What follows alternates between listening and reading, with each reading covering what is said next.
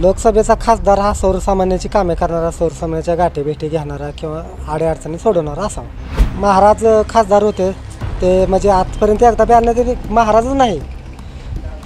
25 वर्ष मी बघतोय ह्या गावामध्ये कोण खासदार आमदार एक पण आलेलं नाही, कधीच आलेलं नाही। कुठलं जरी सरकार आलं तरी सरकार काय करतं, शेतकऱ्यापेक्षा बाकीच्या जनतेकडे जास्त लक्ष देतं, कारण शेतकरी संख्येने कमी आहे। सरकार येईल जाईल, ही तुमचं महागाई असेल, बेरोजगारी असेल, हे कुठलंच सरकार सोडू शकणार नाही। कुठलंच कोण पण येऊ द्या, उद्या काँग्रेस येऊ द्या किंवा भाजप असू द्या, ही मुद्दत ज्या त्या प्रमाणात वाढत राहते। मी तर पहिल्यांदा शासनाचा निषेध करतो की शासनाने मराठा समाजावर अन्याय केलेला आहे। 10% आरक्षण दिलं आहे आणि सोलापूर लोकसभा मतदारसंघात सध्या वेगाने घडामोडी सुरू आहेत। महाविकास आघाडीकडून प्रणितताई शिंदे यांचं नाव निश्चित झालेलं आहे, तर भाजपाकडून आणखीही नाव निश्चित होत नाही। या नावावर शिक्कामोर्तब होत नाही, त्याविषयी विविध लोकांची नावे पुढे येत आहेत, परंतु उमेदवार अद्याप निश्चित झाले नाही। आपल्यासोबत या सोलापूर लोकसभा मतदारसंघातील मतदार आहे। या मतदारांना नेमकं काय वाटतं हे आपण जाणून घेणार आहोत। काय सांगाल, सोलापूर लोकसभेचा खासदार कसा पाहिजे?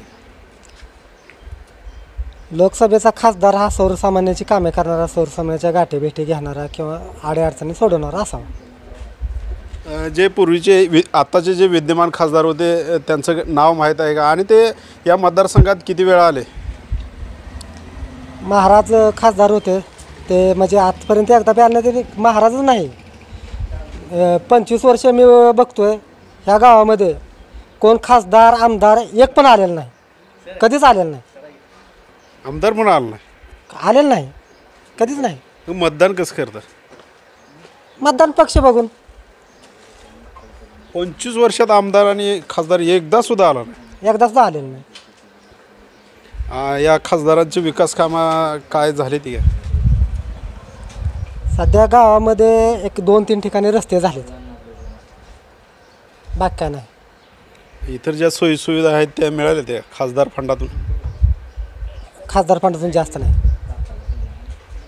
भाजप सरकारच्या कामगिरीबद्दल काय सांगाल? ठीक आहे, बाकीच्यापेक्षा तर UPA सरकारपेक्षा तर चांगलं आहे। शेतकऱ्यांचे जे काय प्रश्न आहेत ते सुटलेत का? शेतकऱ्याचा प्रश्न हे बघा, कुठलं जरी सरकार आलं तरी सरकार काय करतं, शेतकऱ्यापेक्षा बाकीच्या जनतेकडे जास्त लक्ष देतं, कारण शेतकरी संख्येने कमी आहे अदरपेक्षा। आता कांदा निर्यात बंदी, कांदा पिकवणारा किती आहे? ह्या साळुशेरमध्ये विचार केला तर कांदा पिकवणारा 200-300 शेतकरी आहेत, पण खाणारे किती आहेत? सगळीकडे असा विचार करते, आणि ते सरकार, ते प्रत्येक सरकारची हीच भूमिका असते। कांदा बंदी म्हणजे काय फक्त भाजप सरकारने केलेलं नाही, ह्याच्या अगोदर कितीतरी वेळा कांदा बंदी झालेली आहे, प्रत्येक बंदी झालेलीच आहे, प्रत्येक पिकाची निर्यात बंदी भाजप सरकारने एकट्याने केलेलं नाही। ती एक सरकारची स्ट्रॅटेजीच असते, कुठलं पण येऊ द्या। महागाईवरून सातत्यानं भाजप सरकारवर टीका होती। गॅसचे भाव वाढले, काँग्रेसच्या काळात 400 रुपये गॅस होता आणि आता 1100 रुपये झाला, त्याबद्दल सुद्धा टीका होती। महागाई प्रत्येक वेळेला ठराविक प्रमाणात ही वाढतच असते। आता तुम्ही जर विचार केला 2014ला 2004ला भाजप सरकार गेल्यानंतर जी काय महागाई रेट होता, आणि ती 2014ला मनमोहन सिंगचं सरकार जाताना जी रेट होता त्याची जी टक्केवारीमध्ये वाढले, त्याच्यापेक्षा जास्त टक्केवारीचं आता वाढलेलं नाही 10 वर्षात। होणार ती गोष्टी होणार त्या सरकार म्हणून, पक्ष कुठला पण असू द्या, महागाई मुद्दा नसतो। आम्ही कुठल्या मुद्द्याला जास्त महत्त्व देतो, 370 कलम असू द्या, राम जन्मभूमी असू द्या, किंवा आपलं आता जगदुनियेमध्ये जे भारताचा जी दबदबा आहे, याच्या अगोदर काय होतं, प्रत्येक वेळेला मनमोहन सिंगांनी काय करायचं, पाकिस्ताननं सीजफायर उल्लंघन केलं की अमेरिकेकडे तक्रार करायची की बाबा यांनी आमच्याकडे सीजफायर उल्लंघन करून आमचे 1 मारले 2 मारले। आता 2014पासून तशी परिस्थिती आहे का? एकदा पण अशी तक्रार केली नाही की अमेरिकेकडे यांनी सीजफायर केलं, त्यांना त्याच भाषेत उत्तर दिलेलं आहे, सरकार येईल जाईल, ही तुमचं महागाई असेल, बेरोजगारी असेल, हे कुठलंच सरकार सोडू शकणार नाही।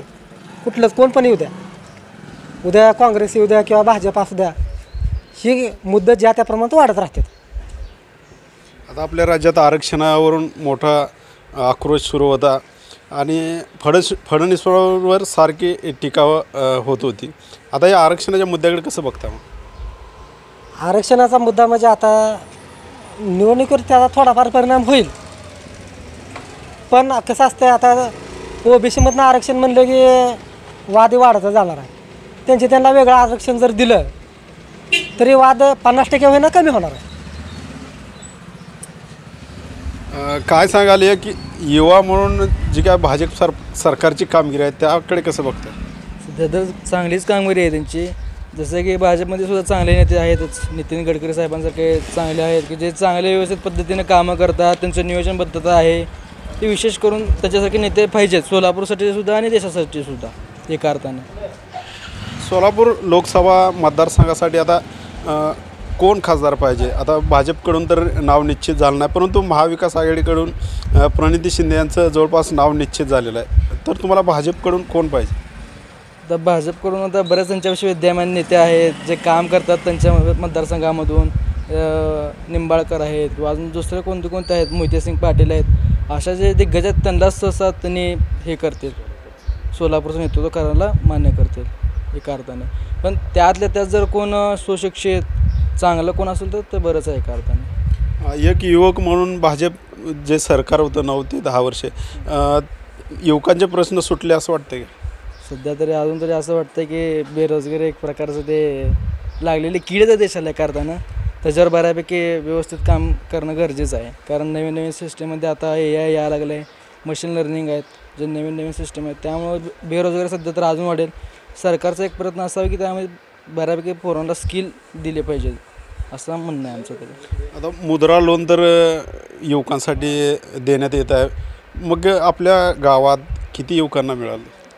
सध्या त्याचा मला आकडा माहीत नाही, मिळाले का नाही तेही मला माहीत नाही. कारण माझं एवढं बऱ्यापैकी लक्ष नसतं गावामध्ये, कारण पहिल्यापासून शिक्षण आणि घर एवढंच चाललं, दुसरं काही नाही. सोलापूर लोकसभा मतदारसंघात कोणत्या सुविधांचा अभाव वाटतो? लोकसभेचं म्हटलं तर सध्या तरी आता म्हणजे रस्ते तर आहेच बऱ्यापैकी, पण जे गावाला जो होणारे रस्ते आहेत ते पहिल्यांदा बरे व्हायला पाहिजेत सगळे व्यवस्थित. कारण गाव टू गाव आपण कधी जर चेक केलं तर रस्ते व्यवस्थित नाही सध्या गावचे असं. त्यामुळं ते खासदार असतील किंवा आमदार असतील प्रत्येकाने ते त्यांच्या मतदारसंघाचे रस्ते पहिले नीट करावं असं व्यवस्था आणि पाणी पुरवठा व्यवस्थित असावा. आता सोलापूर शहर किंवा या जिल्ह्यात IT पार्क नाही आणि इथली जी हे सोलापूर शहर आहे ते गिरणगाव म्हणून याची ओळख होती. आणि इथल्या गिरणी बंद पडल्यानंतर इथला जो काय कामगार वर्ग होता तो हैदराबाद असेल, पुणे असेल या ठिकाणी सातत्याने स्थलांतरित होतो. युवक देखील या ठिकाणी शिक्षण घेऊन बाहेर जातो आहे आणि या ठिकाणी IT पार्कची सातत्याने मागणी होती, परंतु त्याची पूर्तता होत नाही. मग याकडे कसं बघतात? सध्या तर बरेच युवक असे आहेत की ते इथून शिक्षण करतात आणि पुण्यामध्ये सेटल होतात. कारण एका अर्थानं सोलापूर IT पार्क झालं तर मुलांचं जे स्थलांतरण आहे ते पूर्णपणे बऱ्यापैकी बंद होईल. जेणेकरून कसं होईल की सोलापूरचं दरडोई उत्पन्न एका वाढेल आणि उद्योग दुसरे असतील त्याला चालना पण बऱ्यापैकी मिळेल एका टायमाला IT पार्क जर लवकरात लवकर इकडे आला तर. आता या जिल्ह्याला उजनी धरण असूनसुद्धा बऱ्याच भागात दुष्काळ परिस्थिती निर्माण झाली. सोलापूर शहराला सुद्धा पाणीपुरवठा व्यवस्थित होत नाही. मग या लोकसभा मतदारसंघातील खासदारांनी काय भूमिका घ्यावी? खासदारांनी आणि विशेष म्हणजे सरकार आणि खासदार आणि त्याचबरोबर योजनेचे जे काय अधिकारी असतील यांनी सगळ्यांनी जोपर्यंत योजनेच्या पाण्याचं नियोजन प्रॉपर पद्धतीने होत नाही तोपर्यंत काहीच आपण करू शकत नाही. एक ठराविक असं पाणी व्यवस्थित सगळ्यांना दिलं तर ते बरं होईल एका अर्थाने. नियोजन महत्त्वाचं आहे ह्या सगळ्या गोष्टी सध्या तरी. आता आपल्या जिल्ह्यात MIDCची सुद्धा कमतरता दिसते. पुण्याच्या सारख्या ठिकाणी पिंपरी चिंचवड या ठिकाणी आशियातली सर्वात मोठी MIDC उभं राहिली, परंतु सोलापूर एक टेक्स्टाईल हब असतानासुद्धा आणि दक्षिण भारताचं प्रवेशद्वार असतानासुद्धा याचा विकास होताना दिसत नाही. याकडे कसं पाहतात? सध्या MIDC तर गरजेचं आहे, कारण सोलापूरचे बरेच तरुण पुण्यामध्ये जातात. त्यांना ते कारण चांगलं नाही आहे, कारण सोलापूरमध्ये एवढे तरुण बाहेर गेल्यावर मग इथं उत्पन्नाचं कसं असेल. आणि जाण्याचं कारण म्हणजे एकमेवच की MIDC इथं नसल्यामुळं. मग सरकारनं एक प्रयत्न असं करावा की किंवा इथल्या खासदार किंवा इथं लोकप्रतिनिधी असतील त्यांनी एक प्रयत्न असा करावा की जेवढं शक्य होईल तेवढं जास्तीत जास्त MIDC सोलापूरमध्ये सेटल व्हायला पाहिजे. कारण पुणे तर एका अर्थाने पुणे मोठंच आहे, पण अजून त्यामध्ये अजून त्यांनी जास्त बघत असं होणार ना ते. मग तेच जर तिकडं स्थलांतर होणारे तरुण आहेत ते इकडे जर आपण पाठवले तर एका अर्थाने स्थलांतर पण थांबेल आणि व्यवस्थित इथल्या एका अर्थाने लाईफस्टाईल पण इथल्या तरुणांची बऱ्यापैकी चांगली वाढेल किंवा होईल एका अर्थाने. आता हे आपल्या जिल्ह्यातून सातत्यानं पुणे असेल मुंबई असेल या ठिकाणी स्थलांतरित होत आहे आणि त्या ठिकाणी नागरीकरण वाढताना दिसत आहे, लोकसंख्या वाढते, त्यामुळे त्या शहराचं नियोजन देखील ढासळताना दिसतं आहे. तिथे जे पाण्याच्या सुविधा असतील, लाईट असतील, रस्ते असतील त्यावर देखील ताण येताना दिसतो आहे. परंतु सोलापूरसारख्या ठिकाणी या सुविधा मिळत नाहीत आणि या ठिकाणी अभाव दिसून येतो आहे.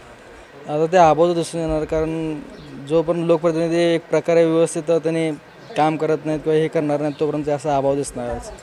जोपर्यंत त्यांनी मनावर घेत नाहीत तोपर्यंत तर काय होऊ शकत नाही. असं भले ते कोणत्याही पक्षाचे असू द्या, असं पर्टिक्युलर एखादा पक्ष नाही, पण जर सगळेच पक्ष एकत्र येऊन जर काम केलं MIDC किंवा एक चांगलं इंडस्ट्रियल हब जर उभा करायचा असेल तर चांगल्या पद्धतीने होईल एका अर्थाने. पण ते सगळ्याच पक्षाने माझ्या माहितीनं डोक्यावर घ्यायला पाहिजे, कारण सोलापूरपाशी भक्कम असं एक प्रकारचं नेतृत्व म्हणजे आपल्या सोलापूरमध्ये तर नाही असं मी म्हणू शकतो एका अर्थाने. कोण बाजी मारल या लोकसभा निवडणुकीत? भाजपा, काँग्रेस आणि वंचितची काय भूमिका राहील? नाही, जर तुम्ही काय तर मी सांगू शकत नाही, कारण कोण कसं, कारण एक्झिट पोल कधी हे करू शकतं तर आम्ही तर कोण आहे सांगणार आहे. जसं निवडणुकीचा हवा आहे त्या हवा वाहील त्याप्रमाणे जे काय असेल ते असेल. आपल्यासोबत आणखीन काही युवक आहेत, काय सांगाल लोकसभा निवडणुकीच्या संदर्भात? मी तर पहिल्यांदा शासनाचा निषेध करतो की शासनाने मराठा समाजावर अन्याय केलेला आहे. 10% आरक्षण दिलं आहे आणि मनोज जरांगे पाटलांचा विश्वासघात केलेला आहे. ते मुंबईला जात असताना त्यांची ताकद बघून तिथंच त्यांना थांबवण्यात आलं आणि शासनाने त्यांचे फसवणूक केली आहे मराठा समाजाची. त्यामुळं आम्ही मराठा समाज सावळेश्वरमधून बहिष्कार टाकणार आहोत लोकसभेवर. सरकारने विशेष अधिवेशन घेऊन सेपरेट असं 10% आरक्षण दिलं म्हणतं सरकार, मग आपली भूमिका काय? 10% समाजाला काय त्याचा उपयोग होत नाही. जरांगे पाटलांची सगळी सोयऱ्याची जी ही घोषणा केली त्यांनी ती अंमलबजावणी केली पाहिजे, नाहीतर सावळेश्वरवरून त्यांचा सरकारचा निषेध करून लोकसभेवर त्यांना मतदान केलं जाणार नाही. आता जरांगे पाटलांनी देखील घोषणा केली की आम्ही लोकसभेला गावागावातून फॉर्म भरू, मग मतदान आता कोणाला करणार? आम्ही निषेधच करतो ना, बहिष्कार टाकणार सर, मतदान करणार नाही मराठा. जरांगे पाटलांनी उमेदवारी अर्ज भरले किंवा उमेदवारी दिली तरी पण बहिष्कार टाकणार. जो जरांगे पाटील जे हे करतील त्यांच्या मागे आम्ही जाणार मराठा समाज.